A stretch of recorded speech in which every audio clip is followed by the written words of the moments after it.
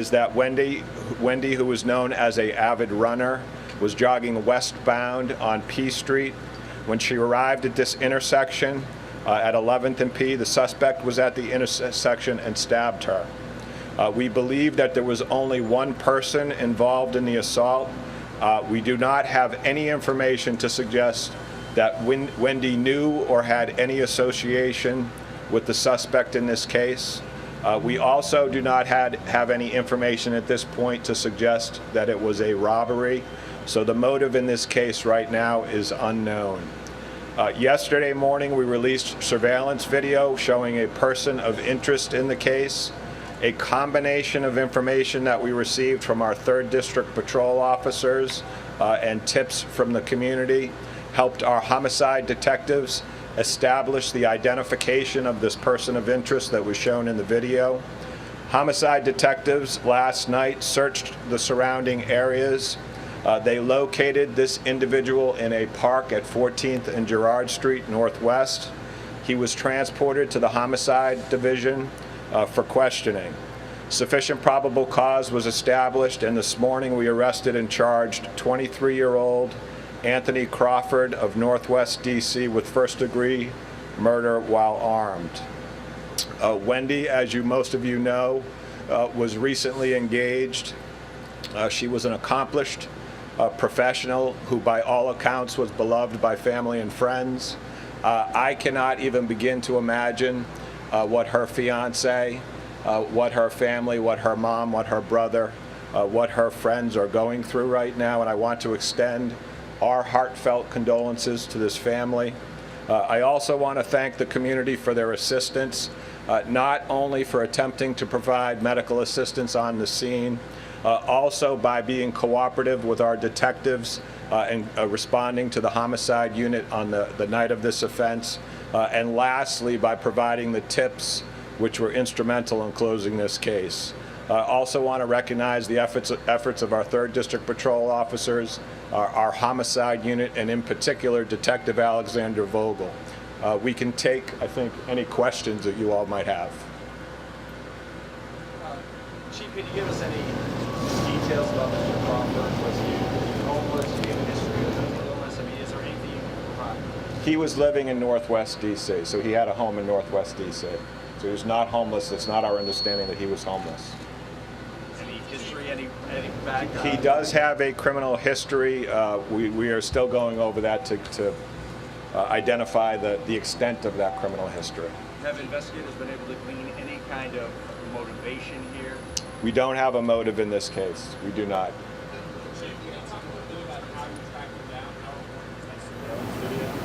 The surveillance video, like I said, and the cooperation of the public in providing tips was really the key to closing this case. Having patrol officers who were familiar with the community and the folks in this community was also helpful. You know, whenever you have, you know, kind of this unexplained type of brutal attack that happens in our city, you know, we do everything we possibly can to get to the bottom as quickly as we can. And so it was a combination of efforts by the community, by the police, that we're able to get this guy relatively quick. Straight ahead. Hold on 1 second here. Straight ahead. We heard that this suspect had some wounds on his hands. Was he injured in any way? Did he have The suspect was taken to the hospital for an injury that he has on his hand, yes. The suspect did not cooperate with us. Yes? Has he been drug tested? Any type of mental issues?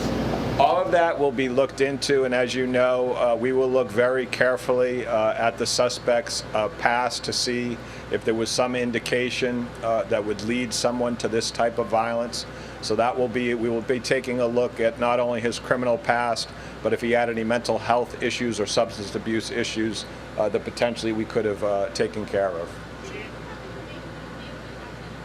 Family member, can you expound upon may have tips? Yeah, that type of information will become available once he's presented in court, that kind of detail. Tell us if the suspect and the victim exchanged words before or during the attack? You know, we were able to talk to multiple witnesses and we don't have anything to suggest that there was any type of confrontation between the two. It looks like it was an unprovoked attack.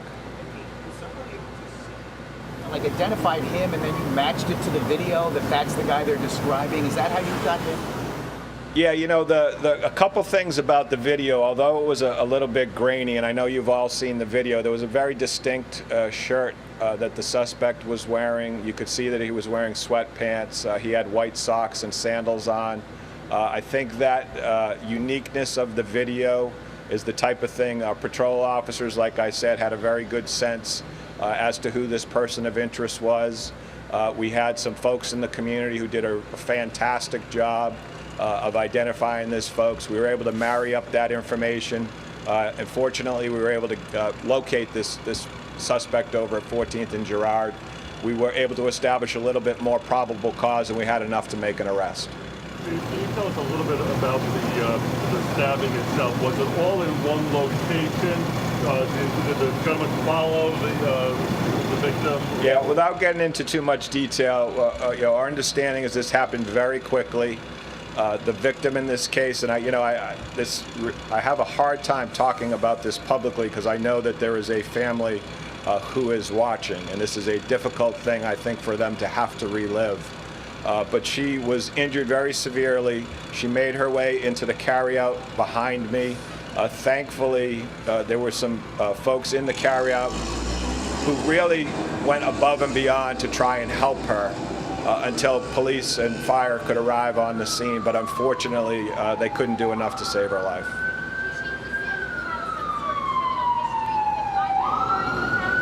We're still combing through his criminal history. We don't have. I'm going to let the ambulance pass. We're still combing through his criminal history right now, but we do not have any indications of violence in his criminal past. I don't have that information. Chief, maybe this question for you or the mayor, but what do you say to people in the rest of the city who are shaken up by this, who felt less safe because of this particular problem? I mean, I don't know if the mayor wants to comment. What I would say is, I live in this city. I think that it is unsettling for anyone who lives in this city to see something like this happen. This is a very isolated instance. You don't see crimes like this very much, even during the course of my career. So it's a very unlikely thing that occurred here at this intersection. At the same time, I'm sure that doesn't bring any level of comfort to the Martinez family.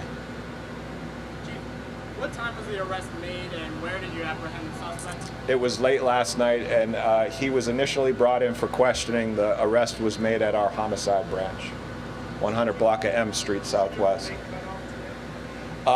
Because he needed medical attention, I do not know. I think he probably will, but I can't say for sure. We want to thank you and your team down there for your job in this neighborhood. This is a very different thing that took place in the North.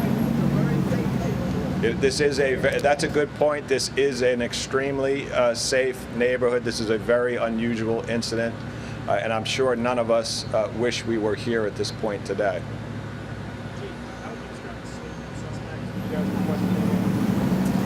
In what way?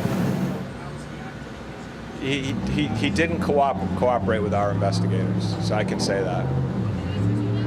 He did not.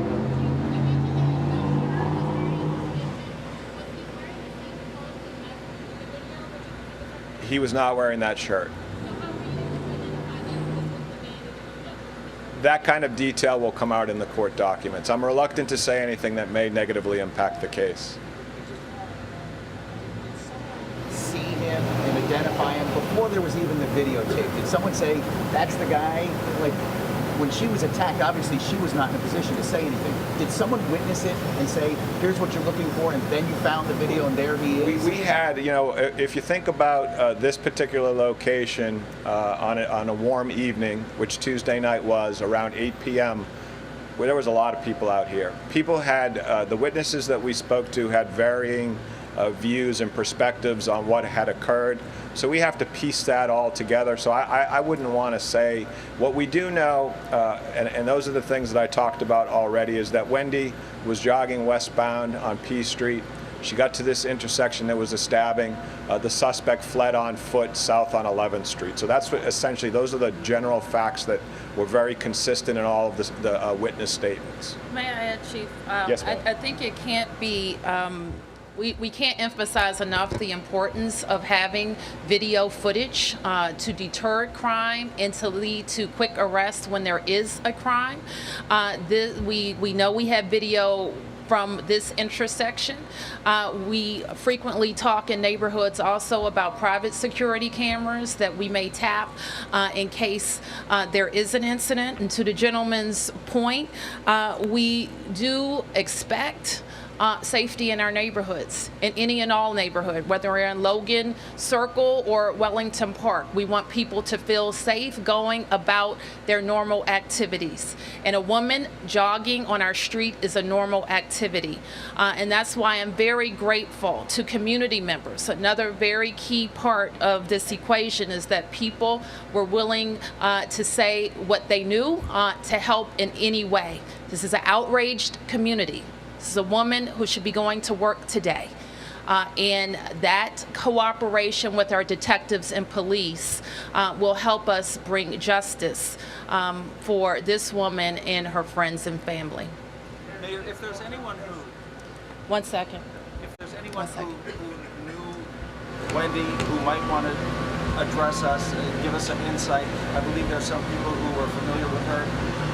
If any of them We're going to wrap up our official briefing, and then I'm sure that you can talk to friends and family, of course. Yes. Displaced residents at Arthur Capper. I understand there's still some in shelter today. Can you just give us the latest that you know? Well, I expect, and I'll have the Chief Gregory Dean from the fire department is also with us, and he can give us the latest on the wrap up of the fire operations, and Kevin or Chief can let you know how we're assisting. This won't be, people will be in shelter and temporary housing. They will not be able to go back to Arthur Capper anytime soon. And so while we're working on the condition of that building and what it's going to take to bring it back, we will have to work very hard to make sure people have other housing accommodations. Chief? Yeah, 1 second. So there's about 40 people still over at Greenleaf. We're working closely with them.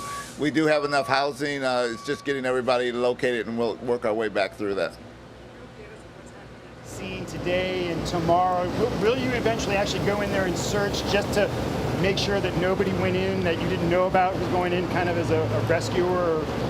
So today we are on the scene. We're working with the building department. We'll take a determination of the stability of the building. Once we do that, if they say it's stable, we'll start putting people in there. We're working with the building owner to get fencing around that property. We're also going to have a crane come in, and we'll use that, kind of cherry pick where we think the fire started to be able to start looking at that scene. Once we get there, then we'll start walking back through, and if stable enough, we'll go through all the floors and do our secondary search to make sure we didn't miss anything. Can you tell us the latest that you know about the last time it was inspected and anything you know about the sprinklers and alarms? So the building was inspected last time by the fire department a year ago. It was inspected by a housing department. All right, we've been monitoring this press conference given by the mayor of Washington, D.C., as well as the police chief there. Officials say that the man who is suspected in the killing of Wendy Martinez, there you see her, this is the woman who was jogging in Washington on Tuesday evening. She was apparently, according to police, randomly attacked by this young man. His name is Anthony Crawford, 23 years old. He is from the area. The police say that they had no prior contacts, at least they don't believe that they did, that it does appear that it was just a random act of violence. And so the suspect is now in custody. A lot of people were worried over the last couple of hours, last couple of days, that the suspect was still at large, but police they're saying that they actually apprehended him on Wednesday evening. So